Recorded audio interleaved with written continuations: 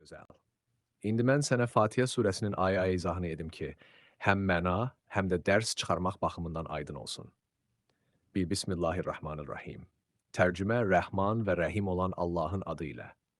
İzah. Hər işə Allahın adı ilə başlamaq bərəkət gətirir.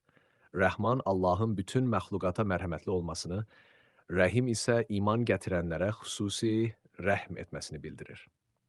Elhamdülillahi Rabbil alemin. Tərcümə, həmd aləmlərin Rəbbi olan Allaha məxsusdur. İzah, həqiqi şükür və tərif yalnız Allaha aiddir. Çünki bütün varlığı yaradan, idarə edən və yaşadan yalnız O'dur. Üçünün Rahmanın Rahim. Tərcümə, O Rəhmandır, Rəhimdir. İzah, Allahın ən çox işlədilən sifətlərindən ikisi yenidən vurğulanır ki, insan onun sonsuz mərhəmətini daim xatırlasın. 4. Maliki Yevmiddin. Din gününün, qiyamət gününün sahibidir. İzah, qiyamət günü bütün hökm və ixtiyar yalnız Allaha məxsus olacaq. Hər kəs öz əməlinin cavabını alacaq. 5. İyyəkə nəbudu və iyyəkə nəstəin. Və yəni nəstəin.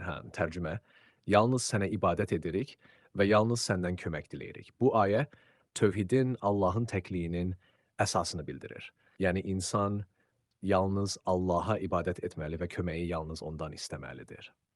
Al, əhdinas siratal müstəqim. Bizi doğru yola yönəlt. Bəndənin ən böyük duası düz yolda qalmaqdır. Çünki insan tez azır, bu səbəbdən daim Allahdan doğru yol istəməlidir. Sonra, Siratal-ləzīnə ən'amtə əleyhim qeyril məğdubi əleyhim vələd-dallin.